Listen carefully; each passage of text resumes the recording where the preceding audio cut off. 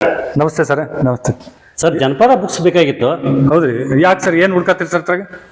ಊರಿಗೆ ಬಂದಾಕಿ ನೀರಿಗೆ ಬರ್ದೇ ಇದ್ದಾಳ ಅನ್ನುವಂಥದ್ದು ಒಂದು ಗಾದೆ ಮಾತಿದೆ ಸರ್. ಹಾ ಸರ್, ನೋಡ್ರಿ ಅದ್ ಎಂತ ಮಾತ್ರಿ. ಅದಕ್ಕೆ ಐತ್ ಸರ್, ಎಲ್ಲ ಹುಡುಕ್ತೀನಿ, ನಿಮ್ಗೆ ಕೊಡ್ತೀನಿ. ನೋಡ್ರಿ, ಅದಕ್ಕೆ ಹಿನ್ನೆಲೆಯಾಗಿ ಒಂದ್ ತ್ರಿಪದಿ ಐತ್ ಸರ್. ಹಾ ಸರ್. ಹಾ, ಯಾಕಂದ್ರ ಮೊದಲು ಊರೊಳಗೆಲ್ಲ ಒಂದೊಂದ ಭಾವ ಇರ್ತಿದ್ವು, ಮತ್ತ ಅವು ಬಹಳ ಅಚ್ಚುಕಟ್ಟಾಗಿ ಸುಂದರವಾಗಿರ್ತಿದ್ವು. ಗುಂಡದ ಭಾವ ತಳೆಯೊಂದು ಅಥವಾ ಇನ್ನೇನೋ ಬೇರೆ ಬೇರೆ ಹೆಸರಿನಿಂದ ಇರ್ತಿದ್ವು. ಹಂಗಾಗಿ ಈ ಊರನ್ನ ಜನ ಎಲ್ಲ ಒಂದಿಷ್ಟು ಜನ ಏನ್ ಈ ಕಾಮಿಸ್ಟರು ಅಥವಾ ದುರಾಚಾರಿಗಳು ಅನ್ನೋರು ಇರ್ತಾರಲ್ರಿ, ಅವರ ಬೇರೆ ಒಂದು ಆಲೋಚನೆ ಇಟ್ಕೊಂಡ ಅಲ್ಲಿ ಕುಂಡಿರ್ತಿದ್ರು ಬಾವಿ ಮ್ಯಾಲ, ಬಾವಿ ದಂಡಿ ಮ್ಯಾಲ ನೀರಿಗೆ ಬರೋರ್ ನೋಡ್ಕೊಂತ. ಆ ನೀರಿಗೆ ಬರೋರ್ ನೋಡ್ಕೊತ ಕುಂಡ್ರವ್ರು ಅಥವಾ ದಾರಿ ಒಳಗ್ ಕುಂಡ್ರವ್ರು. ಹಿಂಗಾಗಿ ಅದಕ್ಕೆ ಯಾಕಂತ ಕೇಳಿದ್ರೆ, ಈಗ ಹೊಸದಾಗಿ ಮದುವೆ ಆಗಿರ್ತಕ್ಕಂಥ ಹೆಣ್ಮಗಳು ಕೂಡ ಊರಿಗೆ ಬಂದಕ್ಕಿ ನೀರಿಗೆ ಬರ್ತಾಳ. ಆ ಹೆಣ್ಮಗಳು ನೀರಿಗೆ ಹೋಗ್ಬೇಕಾದ್ರೆ ಈ ಮನ್ಯಾಗಿದ್ದಿರ್ತಕ್ಕಂಥ ಹಿರಿಯರು ಬುದ್ಧಿ ಮಾತು ಹೇಳಿ ಕಳ್ಸಾರ. ಅದ್ ನೋಡ್ ಸರ್, ಎಷ್ಟ್ ಚಂದ ತ್ರಿಪದಿ.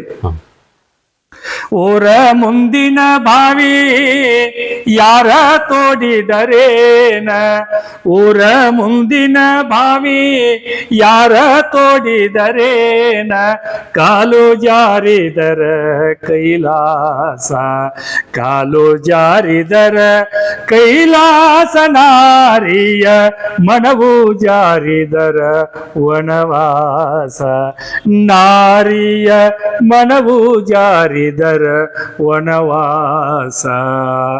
ಆ ಹೆಣ್ಮಗಳಿಗೆ ನೀರ್ ತುಂಬ್ಕೊಂಡು ಸುಮ್ಮನೆ ಬಂದ್ಬಿಡ್ಬೇಕ. ಬಾವಿ ಯಾರು ತೋಡಿದ್ರು, ಏನ್ ಮಾಡಿದ್ರು, ಅಥವಾ ಎಷ್ಟು ಸುಂದರ ಐತಿ, ಅದೇನೋ ಆಲೋಚನೆ ಬೇಡ. ಅಂದ್ರೆ ಇದ್ರ ಹಿನ್ನೆಲೆ, ನೀ ಆ ಕಡೆ ಈ ಕಡೆ ಬಾವಿ ಬಿಟ್ಟು ನಿನ್ನ ಲಕ್ಷ್ಯ ಆ ಕಡೆ ಹೋಗ್ಬಾರ್ದು.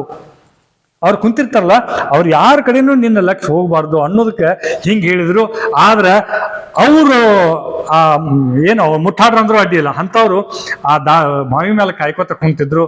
ಊರಿಗೆ ಬಂದಕ್ಕಿ ನೀರಿಗೆ ಬಂದೇ ಬರ್ತಾಳೆ ಅಂದ. ಇಂಥದೆಲ್ಲ ಕೇಳ್ಕೊಂಡು ಆ ಹೆಣ್ಮಗಳ ನೀರ್ ತರಾಕ್ ಹೋಗ್ಬೇಕಾಗಿತ್ತು. ಯಾಕಂದ್ರೆ ಮನೆಯೊಳಗೆ ಕುಡಿ ನೀರಿಲ್ಲ, ತರಾಕ್ ಹೋಗ್ರಿಬೇಕಾಗೈತಿ. ಆದ್ರೆ ಇಲ್ಲೇ ಹಿರಿಯರು ಹಿಂಗ್ ಹೇಳ್ತಾರ, ಅಲ್ಲಿ ನೋಡ್ರ ಅಂತವ್ರು ಕುಂತಾರ.